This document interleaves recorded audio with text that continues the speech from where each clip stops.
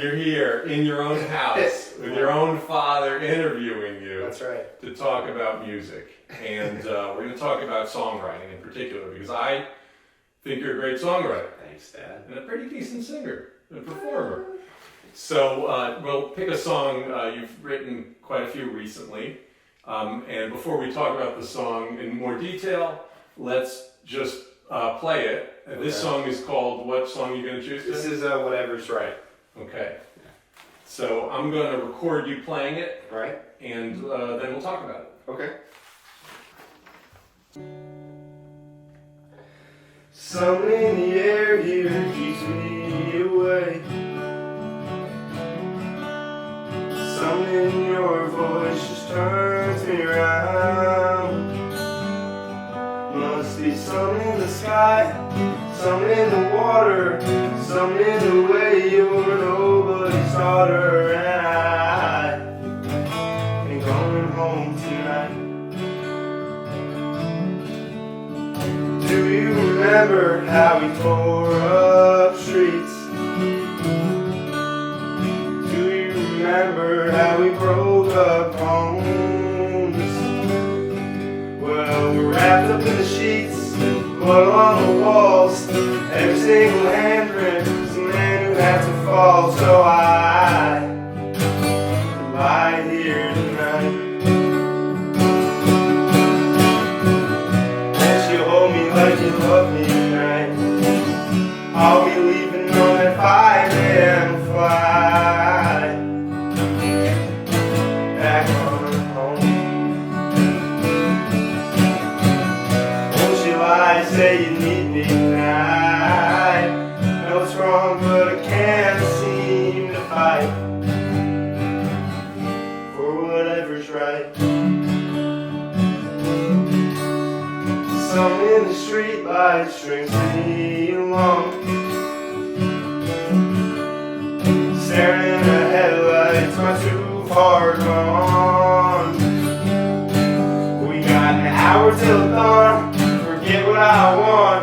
Let's lie here in the lawn till the sprinklers turn on. And I wash away tonight.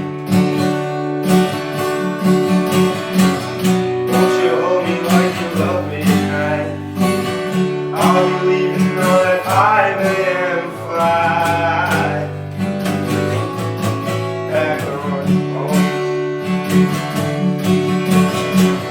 Won't you lie, say you need me tonight? Know it's wrong, but I can't seem to fight for whatever's right.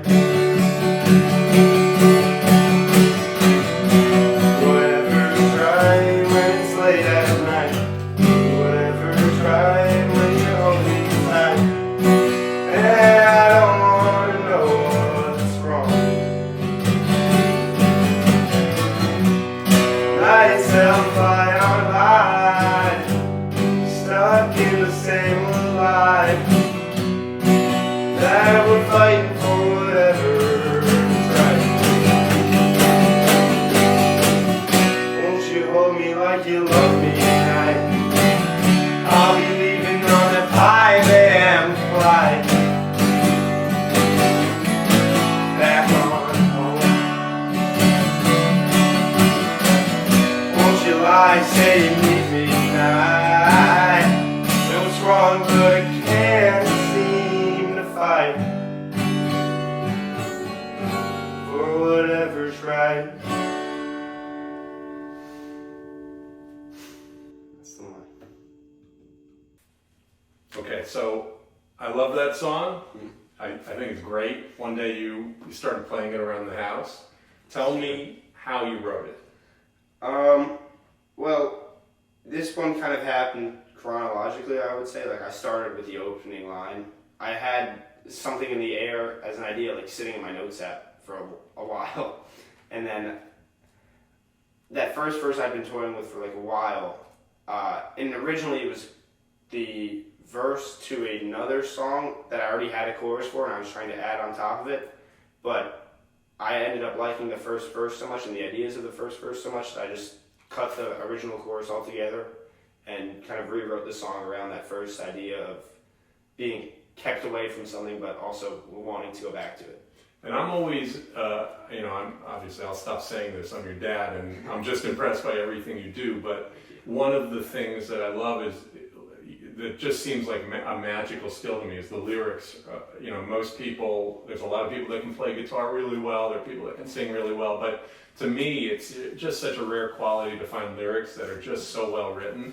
And what I really like about this particular song is the rhythmic nature of that. Even the verse has interesting rhythms in it, like the way I find myself humming it all the time. You say, must be something in the sky, something in the water, something in the way, you're nobody's daughter. That's really rhythmic and very catchy and beautiful. That's not even the chorus, that's just the verse. So when you write songs, do you hear is the rhythm just something that comes naturally? Do you work on it? Is it something you're trying to achieve? Yeah, I mean, you want to have the song to have a sort of drive to it, and especially when you're just writing it with just a guitar and your voice, that those two instruments alone have to pick up the slack of like where a drum and a bass would normally fill in.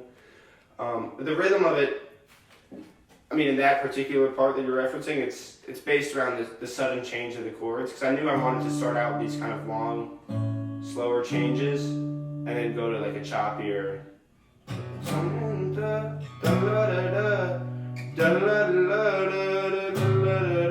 Like, I wanted each to respond to a different chord to kind of draw attention to how fast they were changing.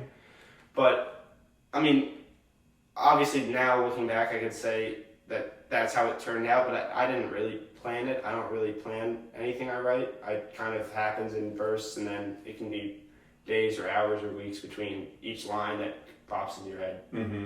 And one of the things I also notice about your songwriting in general, but also this song in particular, is to me, like, great lyrics are the perfect balance between the general overarching emotion that everyone experiences and the very particular. So you have these really interesting particular lines that I hear all the time in your lyrics, like when you talk about lying, what is the line about the sprinklers on the ground? Oh, yeah. How does it go? What is it? We've got an hour till dawn, so forget what I want. Let's lie here in the lawn till the sprinklers come on. Yeah, I mean, to me, that's like so interesting. It makes you think of what's the backstory there. Yeah. And that, to me, is great songwriting, where anyone can provide their own backstory. And yours is, but your lyrics help you do it. So the other interesting thing about the song is, like, maybe you want to talk about the genre of the song you're writing first of all, and then we can talk about it. How would you characterize this song? Genre as in like musical genre? Yeah. Okay. It's Americana to me. Even in the lyrics of it are like an American story to me, like lying in the lawn and having the sprinklers go off. It's like a teenage American romp to me. Mm-hmm. Yeah. And that genre of music, which, I mean, it's sort of on the cusp of country, it's sort of Americana, I don't know exactly, but singer-songwriter, like, I've witnessed your sort of evolution to where you are now, and you're 17 years old, so you still have a lot of evolution left, right? But you didn't start in this genre, you sort of found it? How would you say you evolved to it? Well, I started out in the production side of stuff. I was doing a lot of song sampling and making almost like rap beats and stuff like that, but obviously that didn't suit who I was as a writer. Maybe as a producer is another thing, but as a writer, I always liked kind of American songs. I mean, I always loved like classic rock. To begin with, that was the first type of genre I'd say I really fell in love with, and that made me pick up the guitar. In this country kind of evolution didn't start till we moved up here, where surprisingly, even though it's 30 minutes from where I used to live, country is much more popular. Like, everyone listens to it. In your high school? Yeah. Whereas in my old high school, it was mocked and you were like an idiot if you listen to country. It's just a different environment that kind of let me find and like this new genre.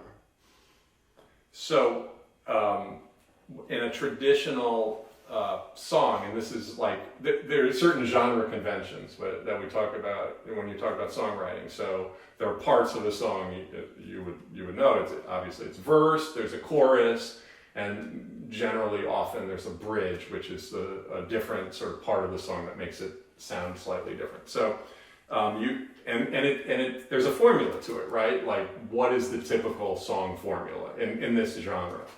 Well, I would say it's structure-wise, it's verse, chorus, bridge, chorus. I mean, that's what you see in a lot of singer-songwriter and in just a lot of country in general. And this is that formula, but what was interesting about this song for me and why I enjoyed writing it is that if you look at the lyrics, it is a chronological story because it's all leading up to the 5 a.m. flight. I'll be leaving on that 5 a.m. flight. So it starts out and he's considering going back to this girl, whatever, something in the air keeps me away, but something you're turning around going back to her, and then you're up all night and you're talking, and then eventually you've got an hour till dawn, and it's forget what I want, let's just lie here and enjoy it while we can, and then comes the 5 a.m. flight and the end of the song. Yeah, so it's a story that you're telling within the confines of this very particular genre, and I also love, I mean, the other kind of for me, just viewing it as a song, as a piece of craft and art, is the chorus is so particularly great and catchy because it comes on the heels of a verse that also has almost like a chorus-like anthemic, that rhythm we talked about in the verse, something in the air, something in the wood, and then you switch into this chorus which fits so perfectly in the song, but it takes it up a whole level. Like, what? Would you mind, like, just, can you play that chorus one more time, or walking down to it, or however you do it? Won't you hold me like you love me tonight? I'll be leaving on that 5 a.m. flight, back on home. Won't you lie, say you need me tonight? Know it's wrong, but I can't seem to fight for whatever's right. Yeah, so you have that rhythmic, I guess it's called a walk down to get to the chorus, where you go boom, boom, boom, right? And it's so great, it's so catchy, it makes you want to sing it. And then, so what's your vision for the song? When you write a song, you just have a guitar with you, generally, although I've seen you walk around the house and play a piano as well, but you generally write on guitar? Yes. And you have notes in your notes app? Sometimes. With lyrics that maybe you come back to and then you think what rhymes and it fits, I'm guessing. Right. And then do you have a vision for, like, is this to you, what you just played for us, to me it sounds like I could walk into a club and hear that. It sounds finished to me. Is it finished for you? Do you want to do something else with this song? Yeah, I mean, I have a vision for the production side of it. I mean, it's finished writing-wise, definitely. But I see it as, yeah, like what you said, if it's being played in a club or in a bar setting, I would want a band. I would want definitely a fiddle, and I would want like chugging drums, and I see it as something that people are standing up to and maybe dancing to, not something to be sat and kind of observed passively. That's great. So how do you get from here to there? Well, that's the problem. Well, I have people who I've played this with some other kids from my high school, Luke and Andre. They're super talented. And it was actually Andre who came up with the sprinkler line, which was funny. Terrific. He was the drummer, and when I showed it to them, I hadn't written the third verse, so we were like, let's just try to write it now. So it came up to, we have an hour till dawn, and then just lie here in the lawn, and then he was sitting on his phone, he was like, oh, and the sprinkler should go off. That's like, yeah, that's good. That's great. Yeah, it kind of became major part of the song. So those are guys I could see myself playing it with live because they saw the construction of it and they're as into it as I am. Oh, that's great.